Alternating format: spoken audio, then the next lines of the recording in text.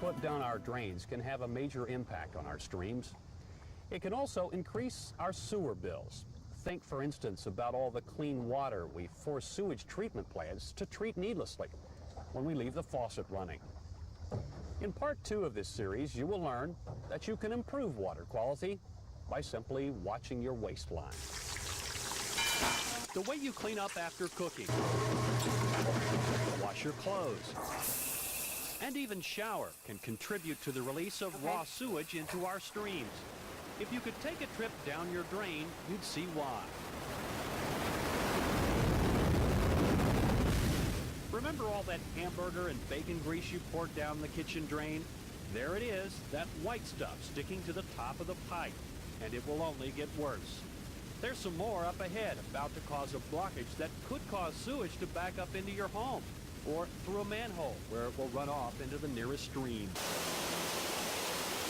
Grease also increases the maintenance cost of your local sewage treatment plant.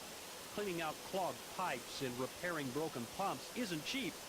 And guess who ends up paying for it? The same person who ends up paying for the removal of grease from the treatment system. It ends up in a landfill, and you could accomplish the same thing for a whole lot less money than using a vacuum truck. All you have to do is pour it in a can and put it out with the garbage. This simple lifestyle change will save your utility district a lot of money, whether the plant is large or small.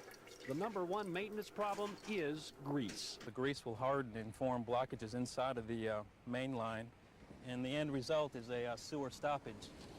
We just have a situation right here as we speak. Looking down into that 12-inch line, we've got a huge grease blockage that is partially blocking the flow. The grease will gather more grease particles, and that blockage will get bigger and bigger, and before you know it, there will be no flow whatsoever going through the line. Of course, the maintenance bill is paid by the customers and the taxpayers, but then many of them caused the problem in the first place. And there are even more costs to come.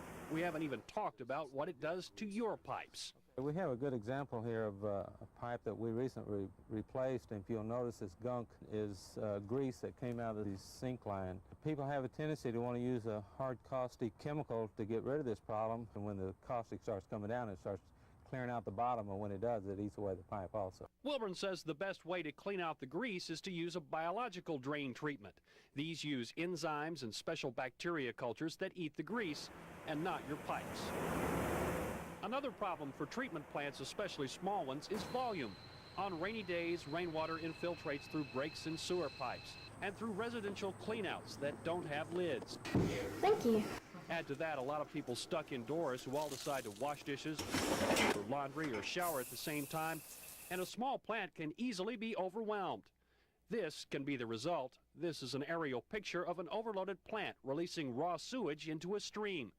To help prevent this, you can avoid doing laundry and dishes during heavy rains. It's also a good idea to only use water when you need it. Don't leave the kitchen tap running continuously.